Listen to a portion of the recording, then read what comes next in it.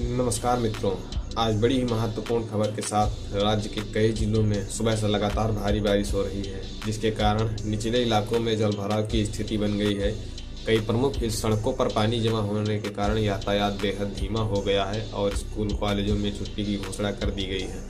स्थानीय प्रशासन सबसे अधिक प्रभाव चेन्नई, कांचीपुरम, तिरुवनंतपुरम और तिरुवल्लुर और नागापट्टिनम जैसे तटीय जिलों में भी देखा गया है। प्रशासन ने इन इलाकों में राहत दलों को तैनात कर दिया है। मौसम विभाग का कहना है कि दक्षिण पूर्वी बंगाल की खाड़ी में बने कम दबाव वाले क्षेत्र के कारण बारिश का यह दौर अगले 24 घंटों तक जारी रह सकता है। कुछ स्थानों पर अत्यधिक वर्षा की भी संभावना जताई गई है। प्रभाव जो है वो घरों और दुकानों में पानी घुसने की घटनाएं भी दर्ज हुई हैं। जलभराव के कारण बस सेवाएं प्रभावित हैं। कई ट्रेनों को धीमी गति से चलाया जा रहा है, जिससे वे लेट हो रही हैं।